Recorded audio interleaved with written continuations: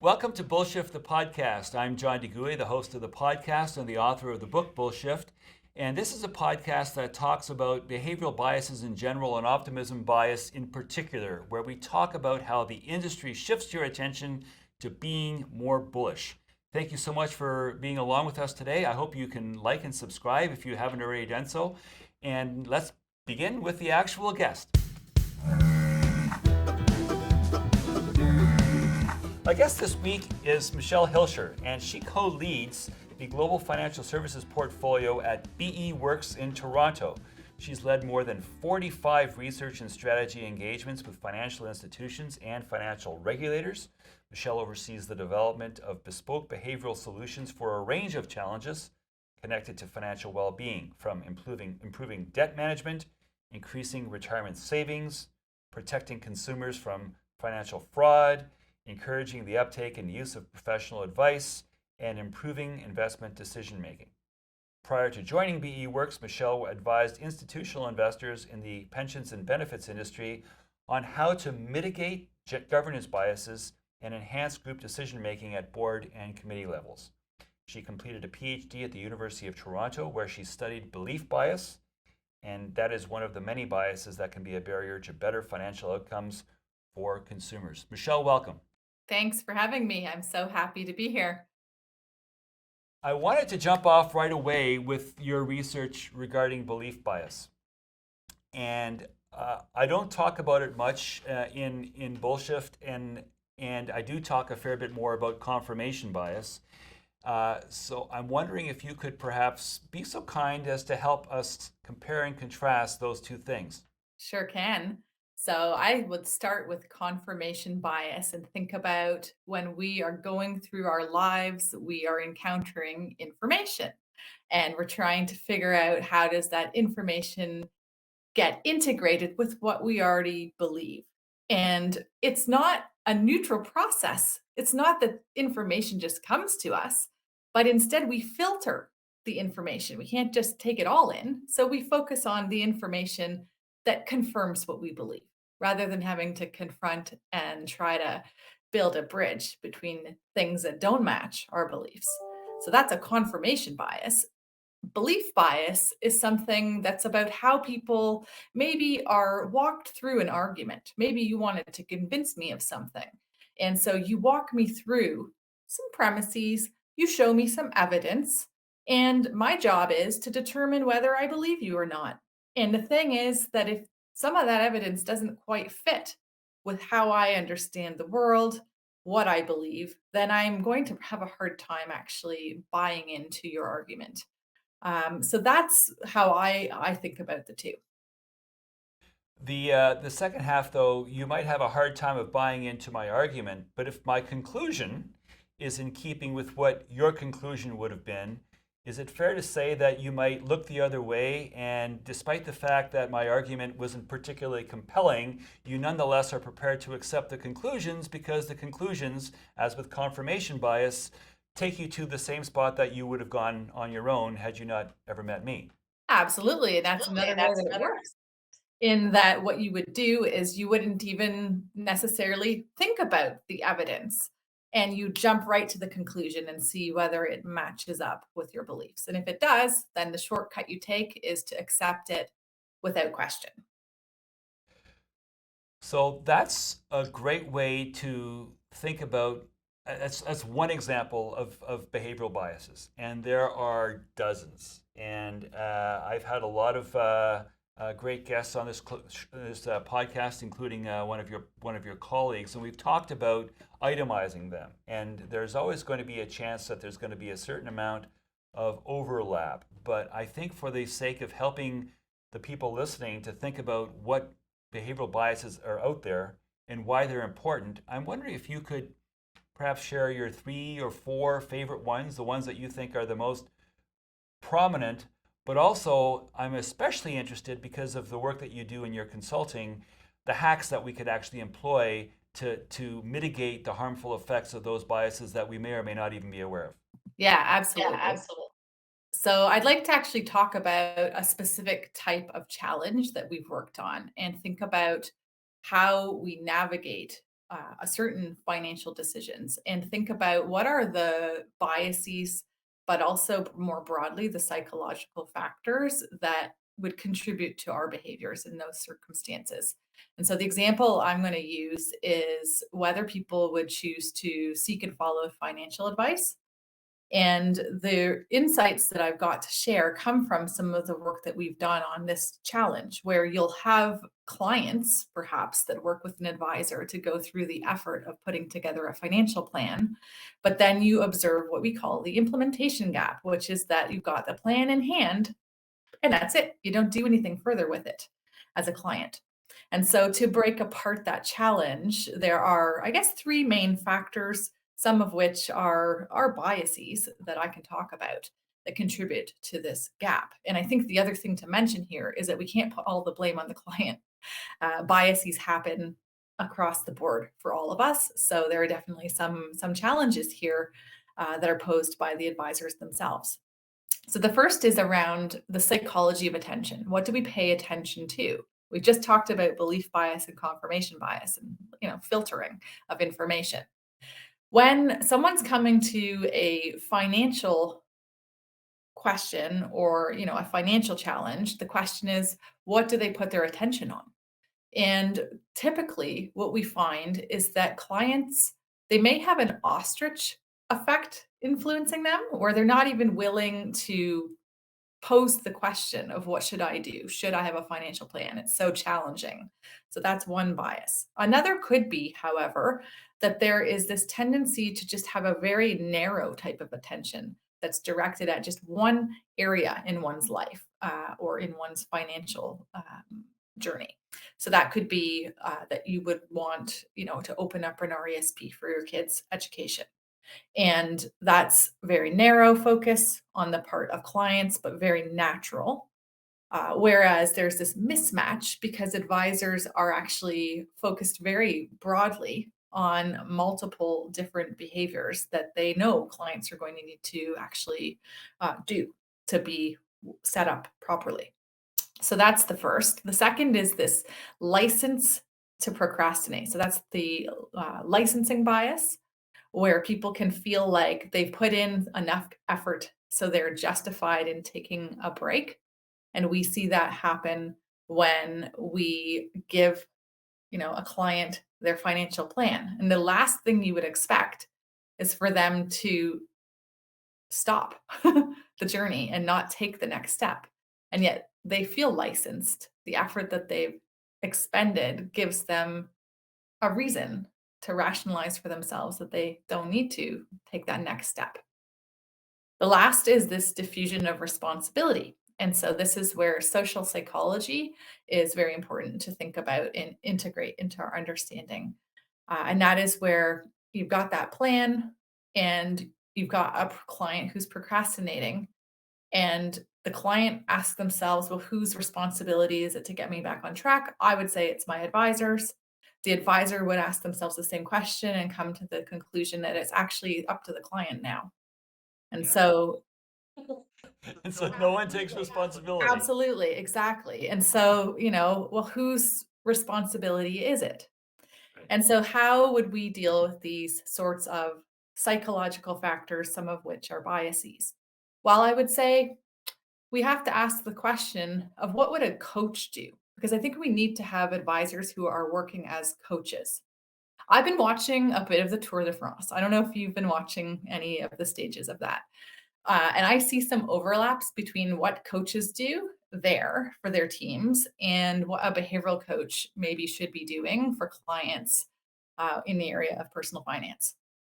So, what are they doing? The first is that they know how to motivate their athletes. And this is capitalizing on a number of biases that actually can be useful to clients, one of which is called the goal gradient effect. So these coaches know how human motivation works, and they know how to get someone across the finish line.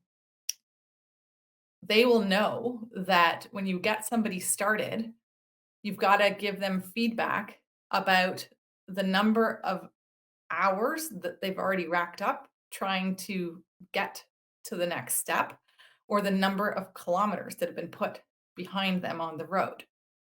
That's going to propel them to get to the next stages because they're not going to want to squander the effort that they already put in, sunk costs. In the last stage, when they're super close to the finish line, that's when goal gradient effect becomes important for human motivation, where you want to emphasize how much time is left for them to invest against how much they've already put in. It's only another meeting. It's only another hour or two.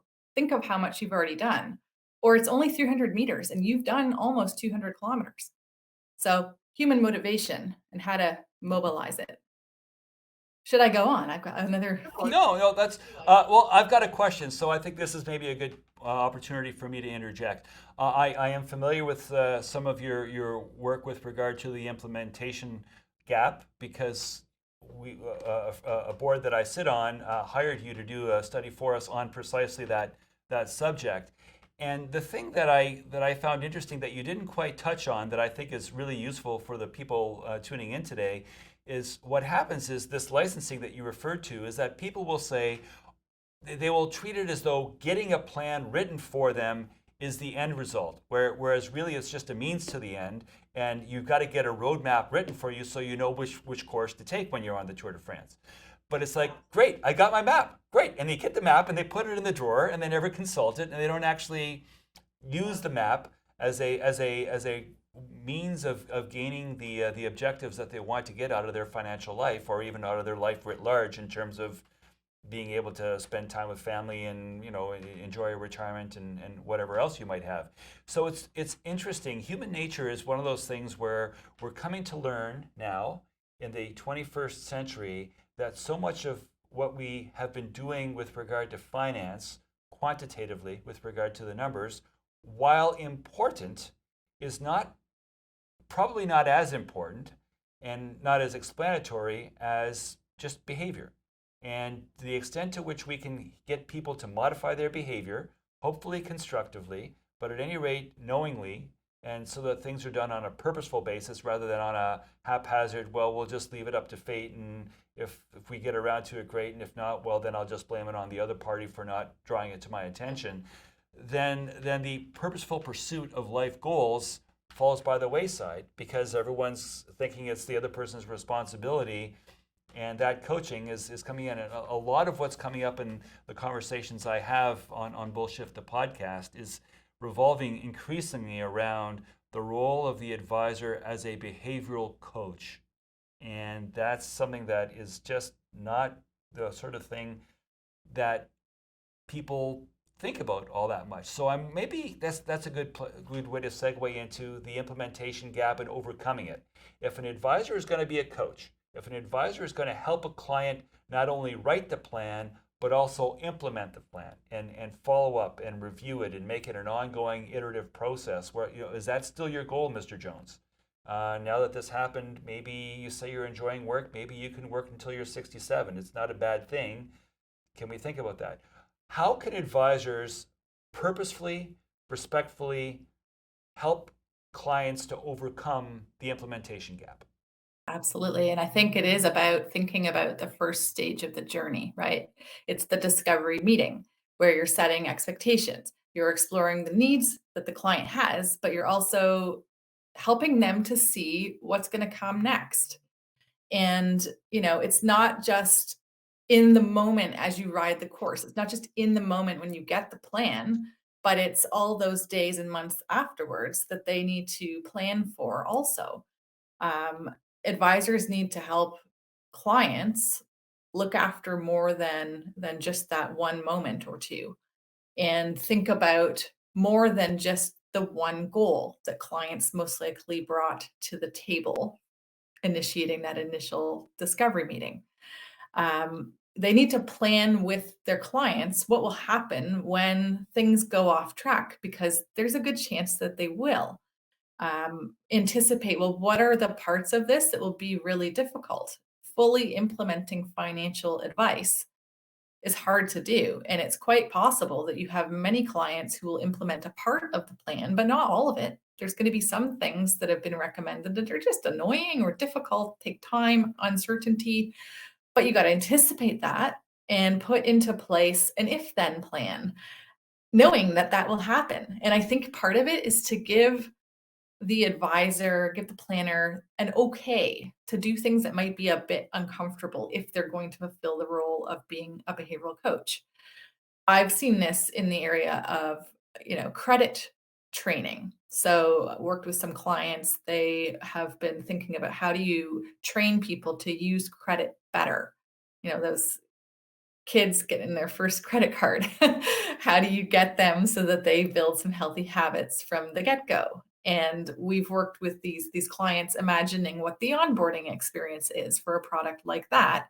And part of it is to have these individuals impose frictions that will come down upon them if things don't go well. If they don't make a payment, then their card will be locked or there will be some friction that is going to be annoying, and it will mean that it'll be harder to use their card.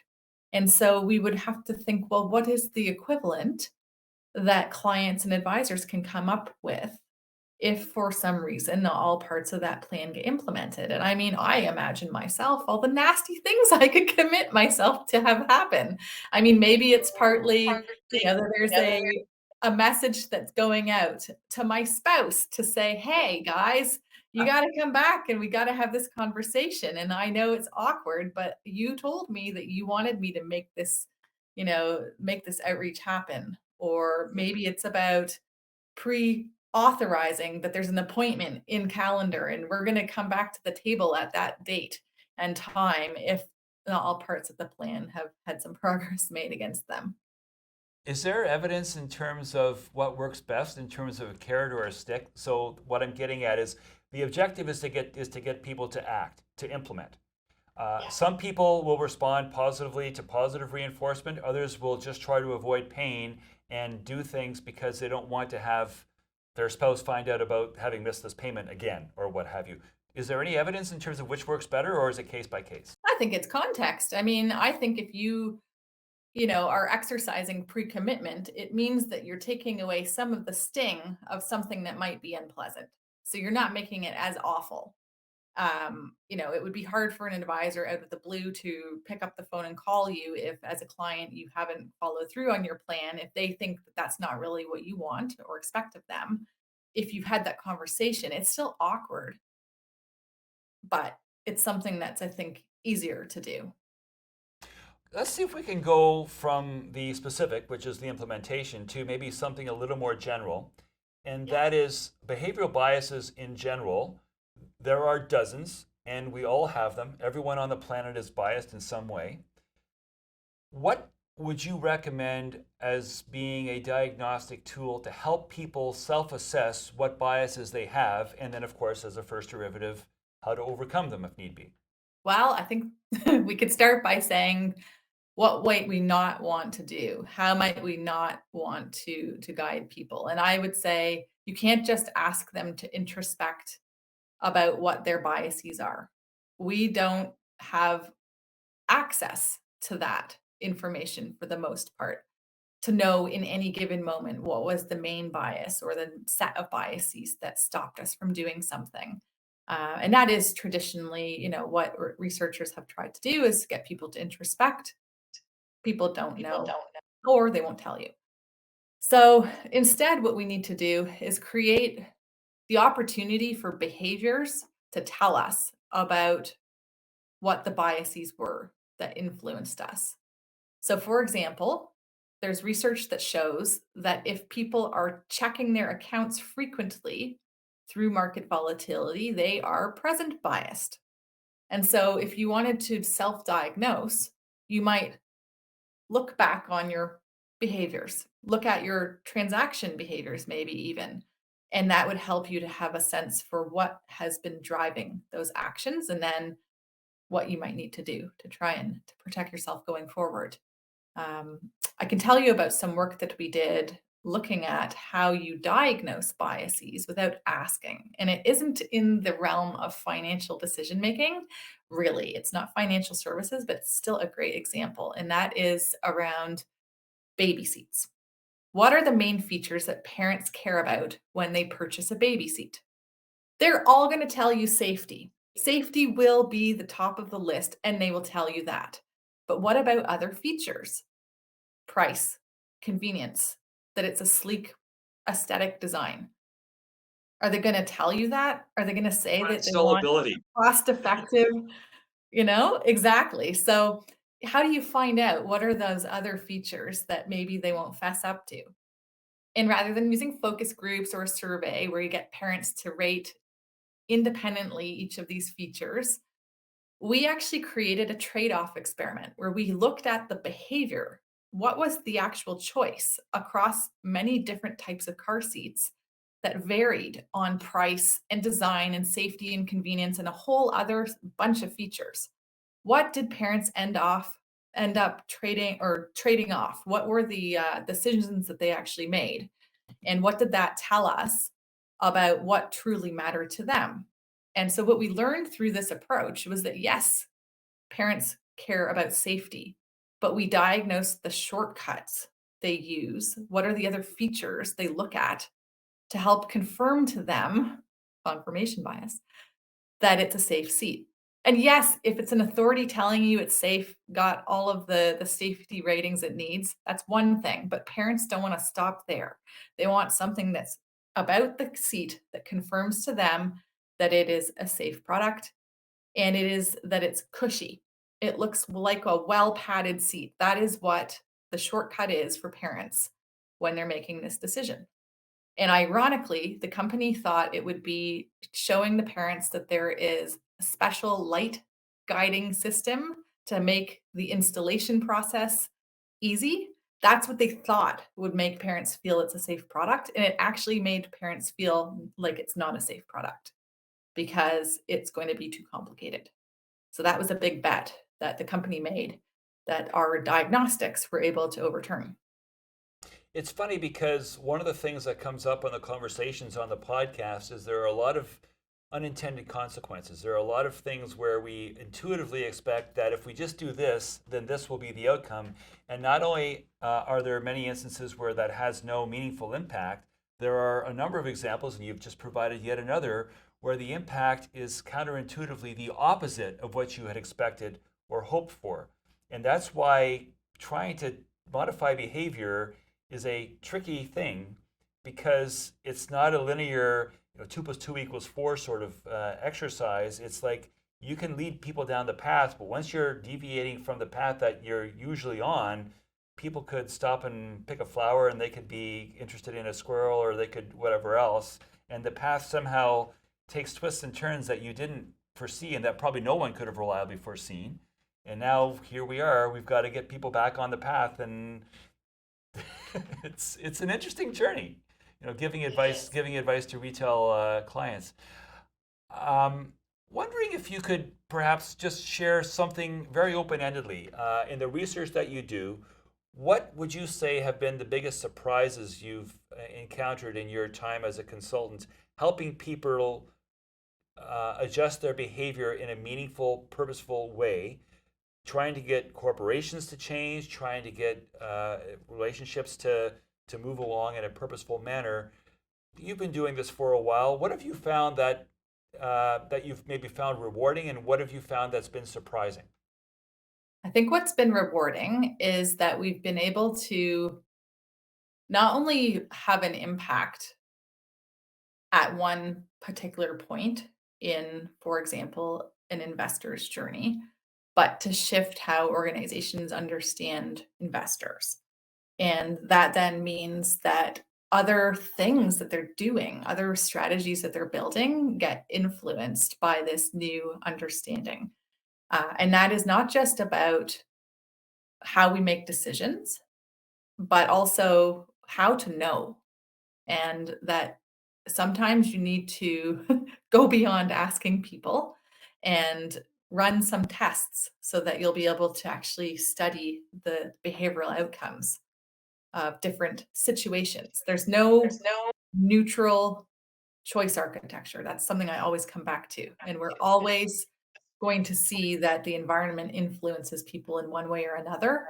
So we need to understand what are the features that are there? Why are they influencing us in a particular way? And is there a better way to set the table? So that's been what sticks with me. Okay. I would be remiss if I didn't ask you about optimism bias and the interplay between optimism bias and risk.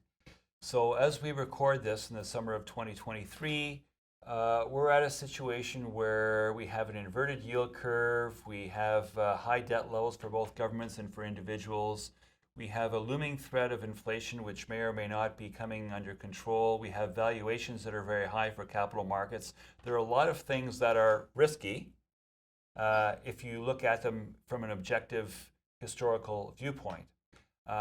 And we have an industry that engages in Bullshift, which tells people, don't worry, be happy, we're going to be fine, and perhaps we will be. And I'm not opining one way or the other. I'm noting that there's a lot of objective risk out there, and I'm noting that the industry, on the other hand, is sticking to its guns and maintaining a narrative of it's going to be fine in the long run. And I would argue that 19 times out of 20, that's the way things work.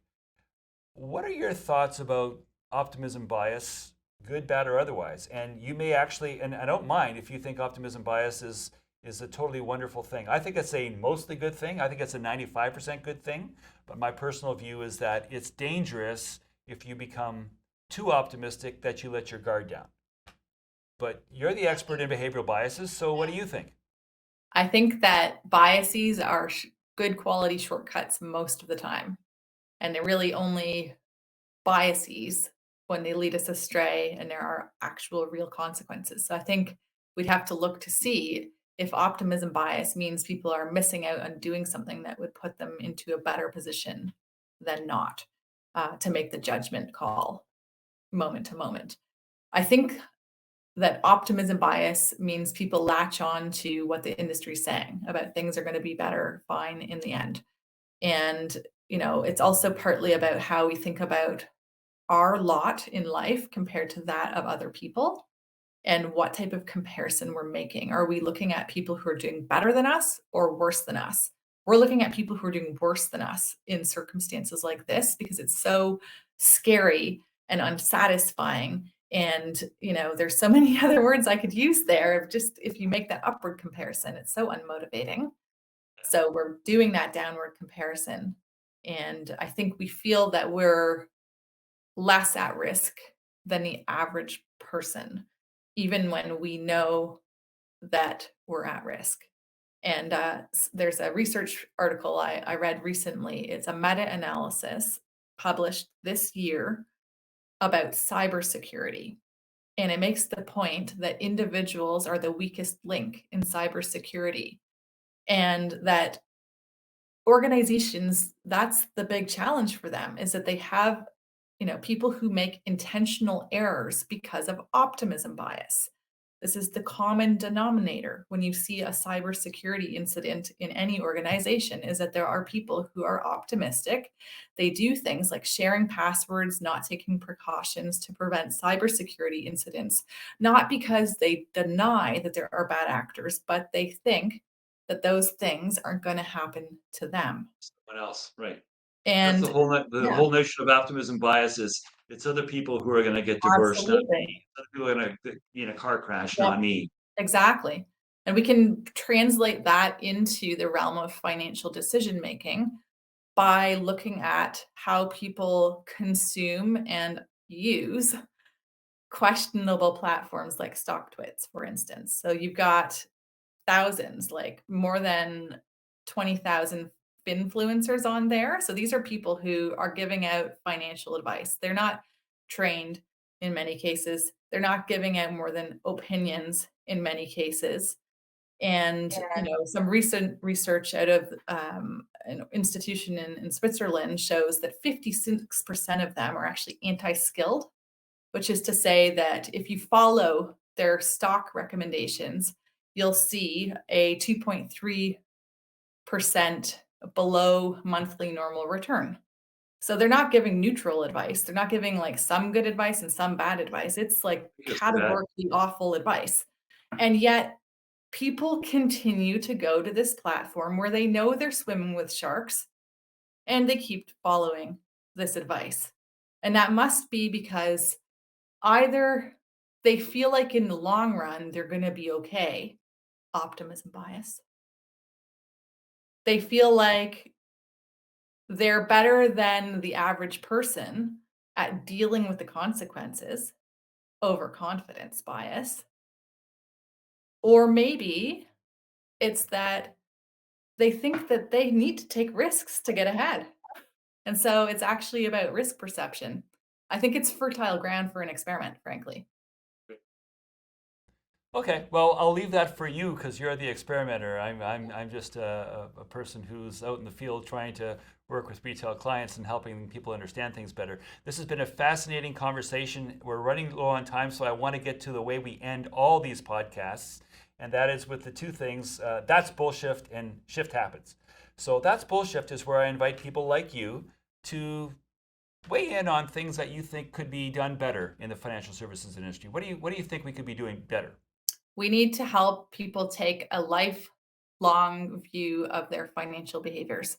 Right now, we're great at convincing people that the solution, the strategy, the product, the service that they have is the one they need, that's good for them. And they convince themselves that that's all they'll need going forward, even though we know life circumstances change and they need to graduate or make changes because it no longer fits their needs.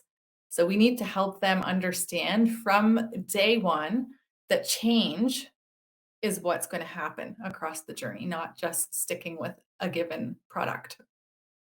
And so that's what I'm thinking. Okay, and then shift happens. So if it were up to Michelle, if you had a magic wand and you could fix any problem, including, and I think in particular, the one that you just mentioned a moment ago, how would you go about doing that? I would look at some very successful research from my discipline, which is the Save More Tomorrow program, where you very successfully use defaults to get people to save for retirement, but you've also used defaults to get people to come back to the table or opt themselves in to future changes that will help them. For example, making sure that that contribution rate goes up when you get a salary increase or a bonus and having that be seamlessly built into your journey for you. So I think some sort of a default could be a helpful first step. Great, wonderful. Just more about choice architecture, just finding ways to actually build things into the systems to seamlessly nudge people into doing things that are probably in their best interest anyway, but you're not actually telling them what to do. You're just sort of guiding them and helping them to make decisions that hopefully will be in their own best interest. So that's great. Michelle, thank you. This has been wonderful. It's always a pleasure speaking with you, and I'm glad that we had you on. And who knows, maybe someday we'll have you again because you're a wealth of information. Well, thank you very much. This is a lot of fun. Take care. Bye now. John DeGooey is a portfolio manager in Toronto and the author of the book Bullshift: How Optimism Bias Threatens Your Finances. Bullshift is available online and in bookstores everywhere. The opinions expressed in this podcast should not be construed as investment advice. Bullshift, the podcast, is produced by TalkShoe, a division of IOTM.